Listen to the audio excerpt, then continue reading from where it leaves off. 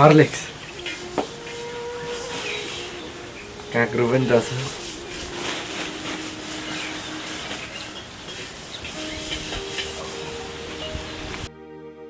बा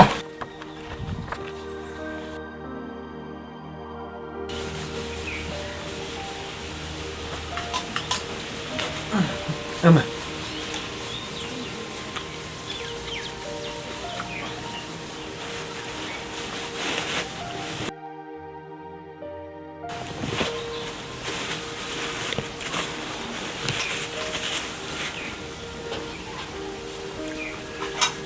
बाहन खानु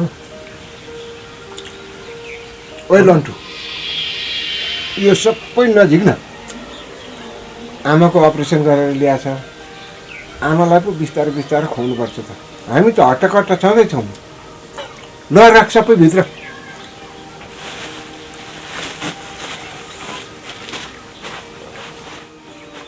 आमा खसीको मासु पनि टन्नै छ जस्तो छ यो खसीको मासुको झोल बनाएर आमालाई खुवाउन पाएदेखि त आमाको जिउमा पनि तागत आउँथ्यो ए बाबा खाउँला के खाउँला अब ल्याएको कुरा छोड्ने कुरो भयो नि त ल राख भित्र एउटा केरा चाहिँ खाऊ तिम्रै लागि पठाएको त हो तनी आदि खानु खानु आमा खानु खानु म अहिले खान्छु खानु आदि ल भात खानु ल ल अरू चाहिँ भित्र लगाएर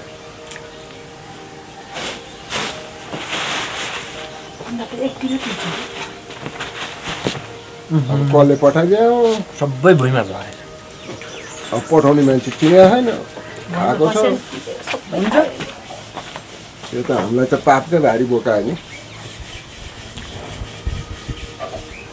खा अब जले ल्याइदियो नि खाइयो।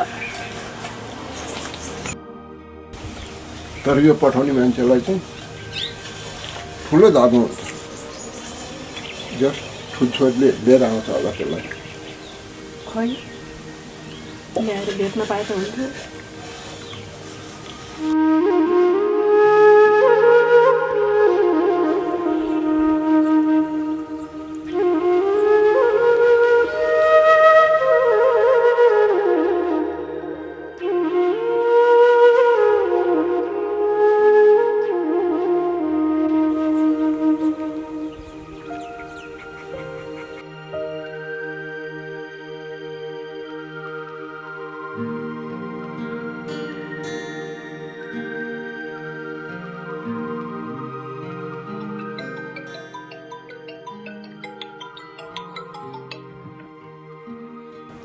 हेलो दिदी भन्नु त। नानी सुन न, तैँले आमालाई सामान पठाएकी रहेछस् होइन? मैले सामान पठाएको थिएँ। मलाई आमाले फोन गरेर उपचार गर्न पैसा दिने नानीले सामान पठाएकी रे भनेर भन्दै हुनुहुन्थ्यो। उपचार गर्न पैसा पठाउने मान्छे मेरै गाउँको हो भनेको थिएँ नि त। हो त्यसैले पठाएकी रे। किन त्यत्रो सामान पठाएकी होलिन्? भोलि जसरी भए पनि लिएर आऊ, भेट्न पर्यो भन्नुभएको छ। ए हो र? अहिले नभन्नु दिदी, आमा पनि बिरामी हुनुहुन्छ, बिस्तारै पछि थाहा हुन्छ। फलफुल पठाएको कुरा पनि अहिले नै किन भनिराख्नु पर्यो? हुन्छ हुन्छ भन्दिनँ। अनि अरू सबै ठिकै छ नि दिदी? सबै ठिकै छ नानी। भेनाजुलाई पनि सन्चै होला है? भिनाजुलाई नि सन्चै छ। भेनाजु पनि मसँग रिसाउनु भएको होला है दिदी? कहाँ रिसाउनु, भिनाजु त झन् तेरै सपोर्टमा हुनुहुन्छ। ल नानी ल। हस् दिदी हस्। दिदी बहिनी उस्ता उस्ता एकार्काको छाया एउटी रुँदा अर्की रुन्थ्यो थियो माया भाग्य रेखा कटेको मान्छे गरी मैले ढाँटेको मान्छे किन भेदभाव मेरो यो जीवन।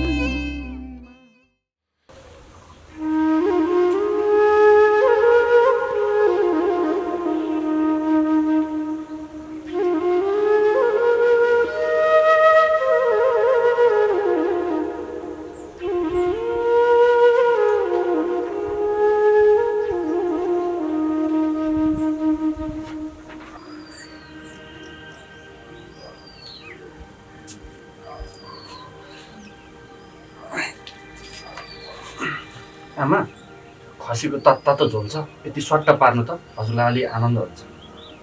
बाबु कति धेरै ल्याएको, मुखै मिठो छैन, खानै मन लागेको छैन। खाने बुढी खा। अब कसले पठाइदिया हो? अब आफ्नै छोराछोरीले त यसरी माया गर्दैनन्। अब त्यो नानीलाई हामीले देखाए पनि छैन। हेर त कति माया गरेर पठाइदिएछ। खाऊ।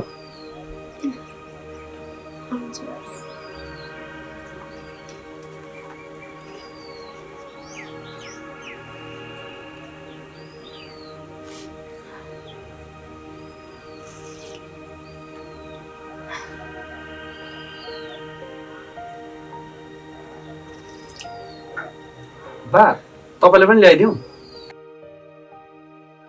पर्दैन पर्दैन, बरु आमालाई खुवा न। अब अपरेसन गरेर ज्यानु हो, आमा पो तङ्ग्रिनुपर्छ। त हामी भने त जे खायो नि भइहाल्छ। होइन, तपाईँले जतिखेर पनि किन खानेकुरालाई खाँदिनँ भन्नुहुन्छ? बिरामी स्याहार्नलाई पनि त तागत चाहिन्छ नि। बिरामीलाई मात्रै तागत चाहिन्छ त? ल ल, अहिले हामी भातसँग खाउँला के? हुन्छ।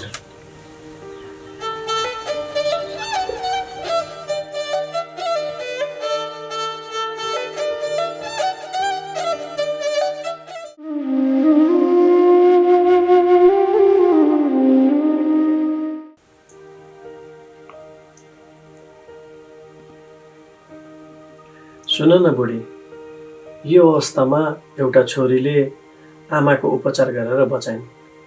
आमालाई पनि ठिक भयो। अनि फेरि तिमीलाई किन नभनेको भनेर भन्न सक्छन्।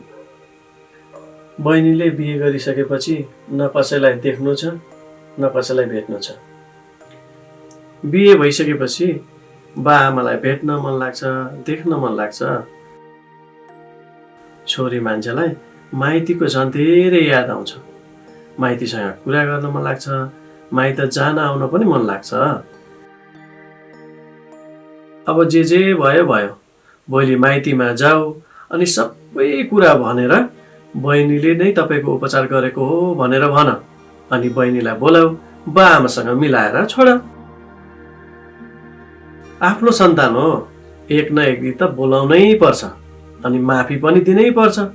अनि किन तातो रिस गर्नु पर्यो? आमा त्यस्तो बिरामी भएको बेलामा उपचार गरिन्। मानिसको जीवनमा सबैभन्दा ठुलो कुरा भनेको जीवनदान हो। बिचरा बहिनीलाई पनि कस्तो नरमाइलो लागेको होला। उनलाई पनि बा आमासँग बोल्न मन लाग्छ, कल गर्न मन लाग्छ। त्यसैले जसरी हुन्छ बा आमा र बहिनीलाई मिलाऊ है। मैले पनि त्यही सोचिरहेको छु। आमाले पनि भन्दै हुनुहुन्थ्यो मेरो उपचार गर्न त्यत्रो खर्च पठाउने अनि फलफुल खानेकुरा पठाउने को नानी हुन् ती, तिनलाई चाहिँ जसरी भए पनि लिएर भनेर भन्नुभएको छ। भोलि म जान्छु अनि सबै कुरा भनेर बा आमा र बहिनीलाई मिलाएरै छाड्छु। त्यो बहिनीको मलाई पनि त माया लाग्छ नि। हुन्छ हुन्छ, तिमी भोलि बिहानै जाऊ न त।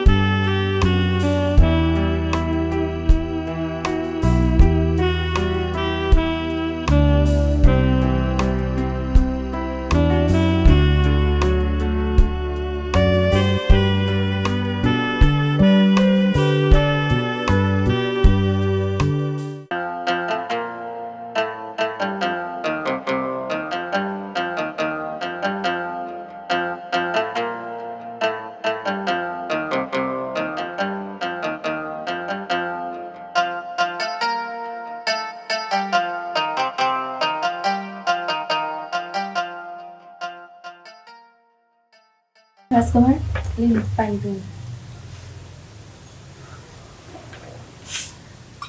सुन्नु न, आज त दिदीले हाम्रो बारेमा कुरा गर्न भनेर माइत जानुभएको छ।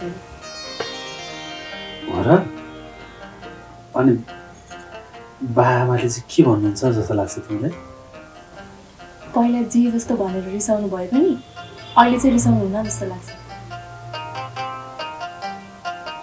दिदीले त कुरा मिल्यो भने मलाई माइतमा आजै बोलाउने भन्ने कुरा गरिराख्नु भएको छ। अनि बाआमासँग पनि भेटाउने भनिराख्नु भएको छ। भयो भने त टिका पनि फुकाइदिनुहुन्छ होला। म गएपछि तपाईँलाई पनि बोलाउँछु, आउनु न है।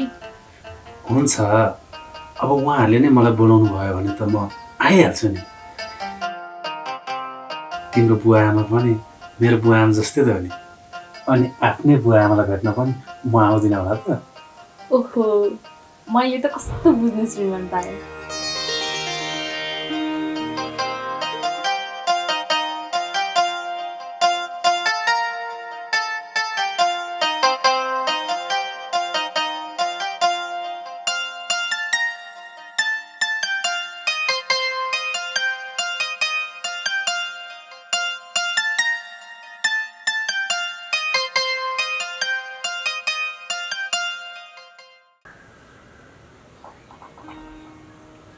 अहिले त तिमीलाई अलिक कम भयो है? अहिले त अलिक कम हुन्छ यसो एकछान पकाएर खुवाउन सक्छु परिवारलाई ए दिदी आउनु दिदी नमस्ते बा नमस्ते नमस्ते नमस्ते ल बस छोरी बस अनि आमा अहिले कस्तो छ हजुरलाई? अहिले त पहिलाभन्दा अलि ठिक भएको छ छोरी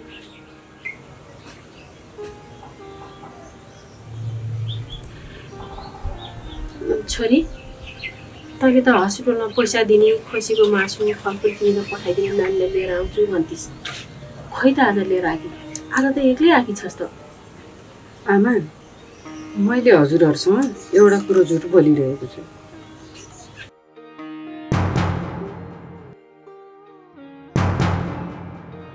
छोरी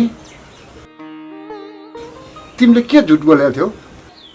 बा आमा त्यो पैसा खसीको मासु फलफुल अनि अरू खानेकुराहरू मेरो साथीले पठाएको होइन नि। अनि त्यत्रो सामान खानेकुराहरू अनि हस्पिटल बसेको बेलामा त्यत्रो पैसा कसले तिरो त छोरी? त्यो मान्छे अरू कोही होइन आमा, हाम्रै बहिनी यमुना हो।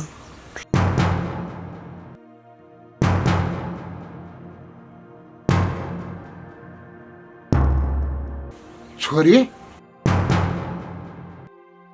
तिमीले त्यो यमुनासँग पो पैसा लिएको? किन लिएको त्योसँग पैसा? किन नलिनु त बा? अनि आमालाई मोर्न दिनु? त्यो पैसा लिएर उपचार नगरेको भए आमा तलमाथि जे केही पनि हुन सक्नुहुन्थ्यो। अहिले हामीले आमा त भन्न पाइरहेका छौँ, यदि समयमै उपचार नभएको भए हामीले आमा भन्न पाउने थिएनौँ। मलाई सबै कुरा थाहा छ। के भयो त बहिनीले पैसा दिएर? बहिनीले पैसा दिए हामीले आमाको उपचार गऱ्यौँ।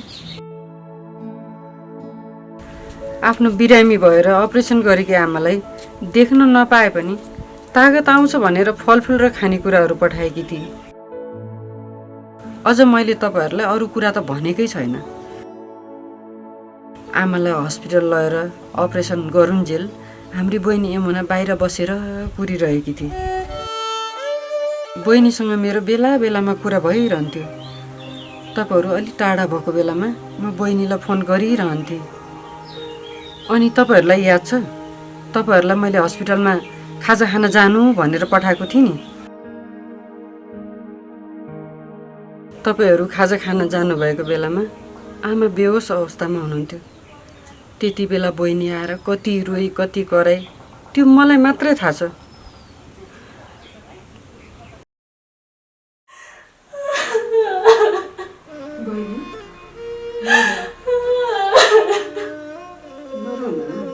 आमाको अपरेसन सफल भइसक्यो।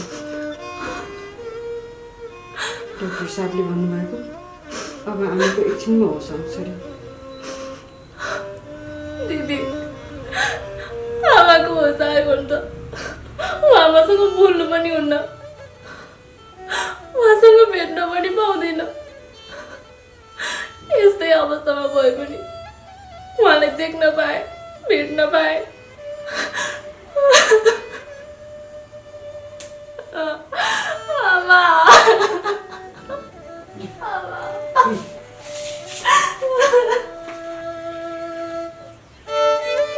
त्यसैले बा आमा त्यो कोही टाढाको मान्छे होइन, त्यो पनि हाम्रै बहिनी हो। आमालाई नयाँ जीवन दिनमा त्यसको ठुलो हात छ।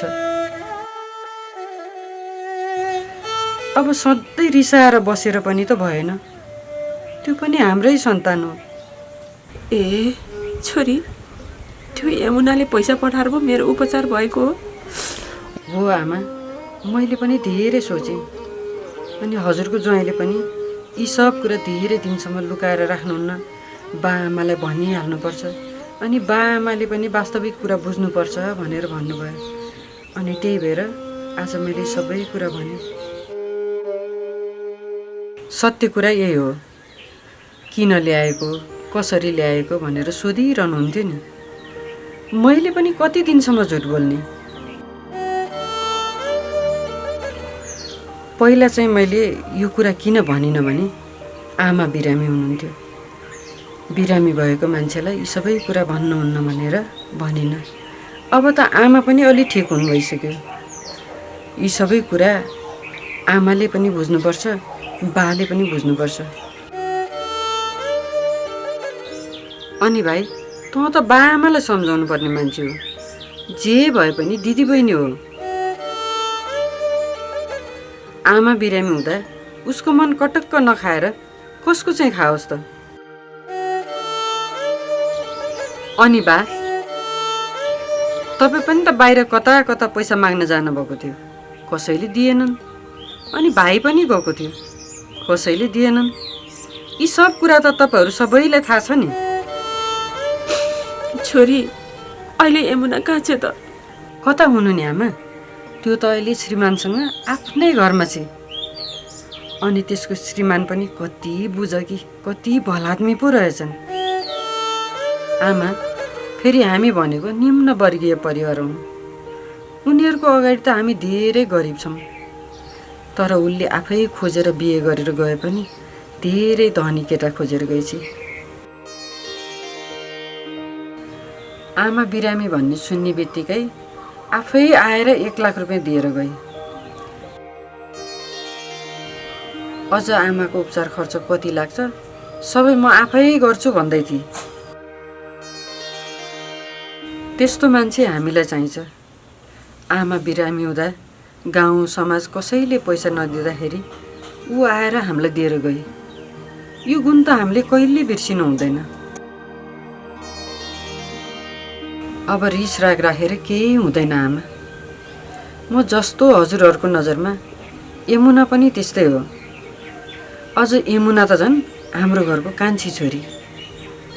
त्यसैले यो सबै रिस राग त्यागेर हामी सबैजना मिल्नुपर्छ। ठिकै छ नि त। म त्यसैले उपचार गरेर बाँचेकी रहेछु। म यत्तिकै हुन्छु भनेर त मैले सोचेको पनि थिइनँ। जे नगर्नु गल्ती गरिहालेँ। ठिकै छ नि त। अहिले त म बिरामी चाहिँ उठ्नै सकेकी छैन। केही दिनपछि म अलि तङ्ग्रिन्छु। अनि दुवैजनालाई बोलाउँला, टिकाटाला गरिदेऊँला, टिका फुकाउँला नि, हुँदैन? अनि आमा बाउलाई भेट्न मन लागेको बेला बेलामा आउँछे, भेट्छे, भइगयो नि त।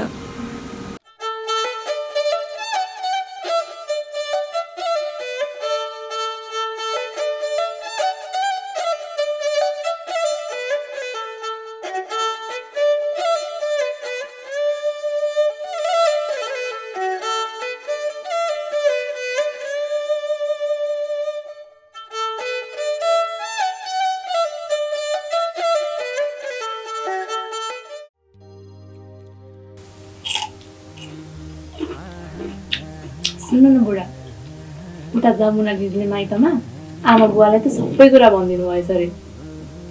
उपचार गर्नलाई मैले पैसा दिएकी हुँ, फलफुलहरू पनि सबै मैले पठाइदिएकी हुँ भनेर भनिदिनु भएछ। हो र? अनि तिम्रो आमा बुवाले के भन्नुभयो अरे त? खोइ, यसपालि त केही पनि भन्नु भएन अरे, रिसाउनु पनि भएको छैन अरे। तर आमाले चाहिँ मेरो ज्यान बचाइदिए भनेर खुसी हुनु भएको छ अरे। अनि आमा अलि निको हुनु भएपछि हाम्रो टिका फुकाइदिने भन्नुभएको छ अरे।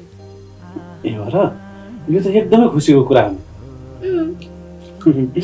हेर न हेर, आमा बुवाले स्वीकार्य हुने भयो भन्ने कुरा थाहा पाइसके पछाडि कति धेरै खुसी भएको। अनि खुसी हुनु परेन त?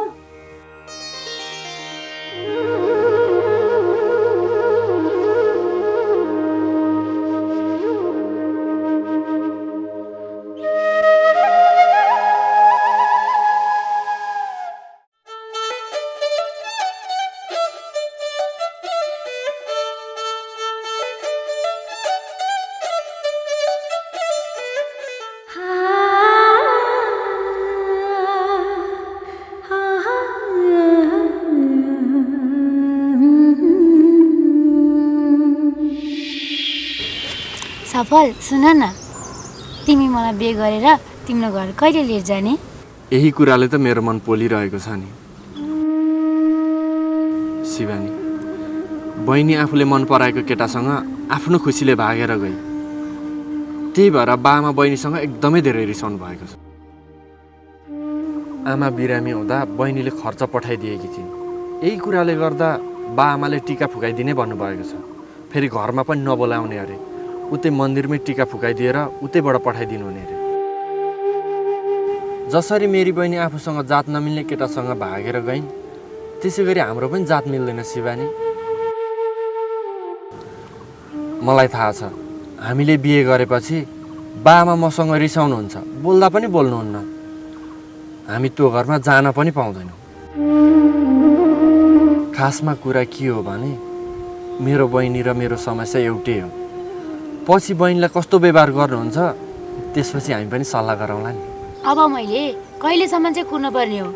केही समय कुरा न। ठिक छ, तर तिमीले मलाई धोका दिन चाहिँ पाउँदैनौ नि।